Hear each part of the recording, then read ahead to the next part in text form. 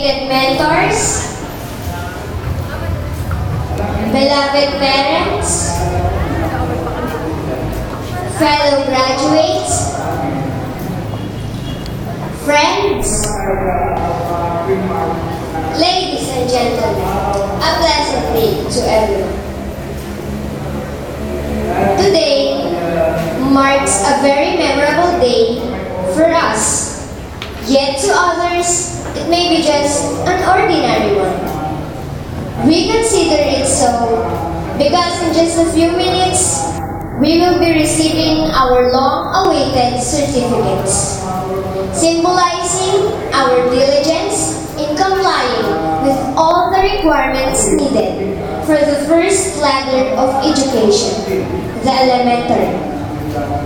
We are so glad, my dear audience, for some of us did not expect to be here upstage as graduates of today. Yet, the 6 long years that we have been dwelling in our alma mater were unnoticed. Para kailan lang po yun, di po ba? Naaalala ko ba po, nang ako'y nagsisimula pa lamang sa pag-aaral. Wala pa po sa isip ko ang pagsaseryoso. Tahimik at di po kasi ako aktibo noon. In short, I was then very unpopular. Maybe because we were so young, empty, and mild those days when we entered school. But as years passed by, I began to realize that education is truly the key to success. If you study hard and if you work hard, everything will fall into place. When I entered grade 6, I began to feel mature, especially when I was designated as leader in mathematics. But mind you, being a leader is a tough, yet a very challenging position. Kasi maraming maiinis sa'yo. Nandiyan na ang tawagin kang KJ, pero okay lang. I tried and did my best to perform my duties because I wanted to compensate the trust given to me by my dear teachers. Because I believe and I am very sure that our teachers did their best to mold us, even neglecting their household chores, just to fill our minds with knowledge. So, let me take this opportunity to express our deepest gratitude to our great teachers, for their task is really a noble one. You made us complete in terms of knowledge and values. That's why we are proud to face the next battle in life. As the name goes, saktong buhay. Sa dekalidad na edukasyon pinanday.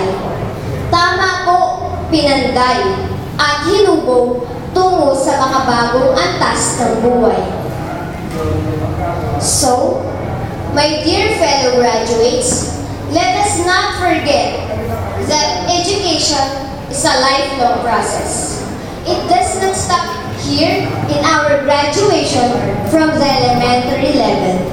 We should continue our quest for knowledge so that we could become better and more productive citizens, or even a very competent leader of the country.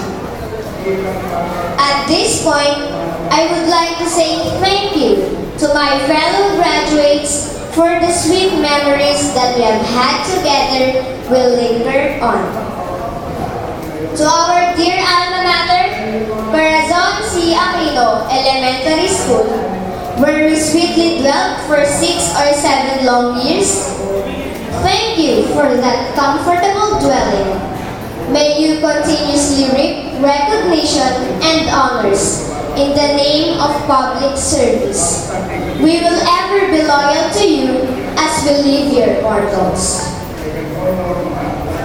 Likewise, we would like to thank our very supportive parents for their unending support financially and morally. Financially, in the sense na kahit na lipit na po kayo, minsan umaabot pa sa puntong mangungutang kayo para lang maibigay ang baon at iba naming pangangailangan sa araw-araw. Utang po namin ang lahat ng ito sa inyo, mahal namin mga magulang. Dalangin po namin ang patuloy ninyong pagsubaybay sa amin, saan man dako ng mundo kami naroroon. Kaya mga kapwa kung magsisipagtapos, nararapat lamang na ihandog natin ang ating mga diploma sa ating mga mahal na magulang bilang tanda ng pagmamahal at pasasalamat natin sa kanila. Inaanyayaan ko po ang aking mga magulang dito sa entablado upang ihandog